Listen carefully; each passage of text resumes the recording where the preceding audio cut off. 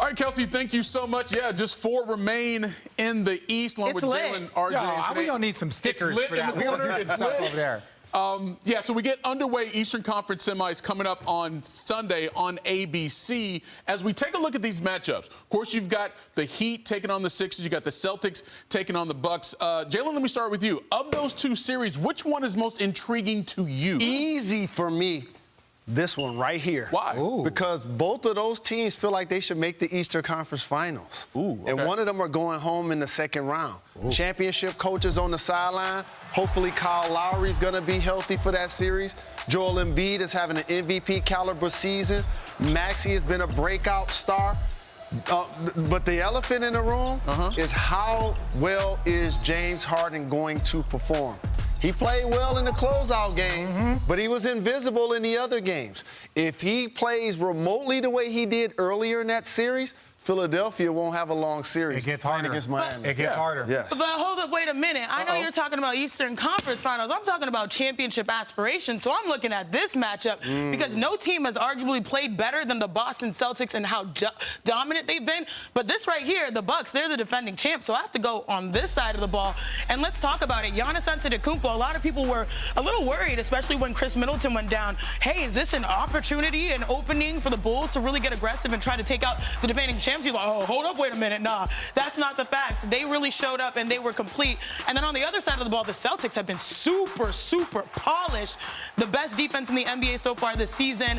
And then also, you know, Jason Tatum, it's like no longer the question, when will he arrive? He is here. He is a superstar. So I look at this matchup.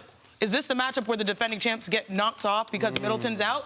Is this the matchup where the Celtics, that young core, finally actually make a name for themselves in the playoffs? RJ, if you look at these 2 semifinal matchups, clearly these are the 4 best teams in the East, right? These are the teams we expected to be there, minus the Brooklyn Nets, based on everything that happened. Having said that, who wins it, though? Who wins the East? Who's going to the finals? I'm going to say this, man. I don't root for anybody, but I know this. If the Miami Heat win, I'm going to go full Mike Lowry on it. I'm going to have the pink shirt out. I'm going to be on South Beach. So they have the best team, in my opinion. They got a complete team. Now, they got to be healthy. But I think they combine offense and defense. I think the way they play, I'm sorry. They got a bunch of dogs over there. They got great shooting. They got guys off the bench. I love their team. And P.J. Tucker. Yeah. P.J. Tucker, he can be an X factor because we were talking about the pick and roll really quickly. When you talk about that Joel Embiid and you're talking about that James Harden pick and roll, all day. Well, it looks a lot different. All day. It looks a lot different when you got P.J. Tucker and Jimmy Butler and Bam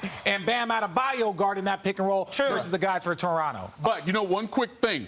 One thing the Miami Heat do have right now, they've got some injury issues. Yeah. You've got Kyle Lowry missed last several games. Jimmy Butler didn't play in the closeout game. But they got Victor Oladipo, though. Woo. Okay. That's what I'm saying. He's been found money, right? Yeah. I almost want to shed a thug tear for the Bucks because I don't believe they can beat the Celtics without Middleton.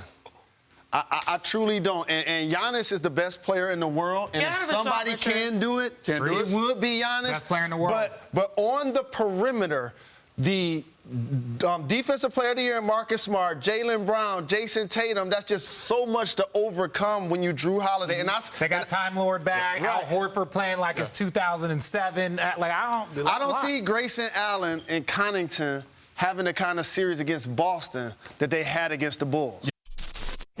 Thank you for watching ESPN on YouTube. For live streaming sports and premium content, subscribe to ESPN+.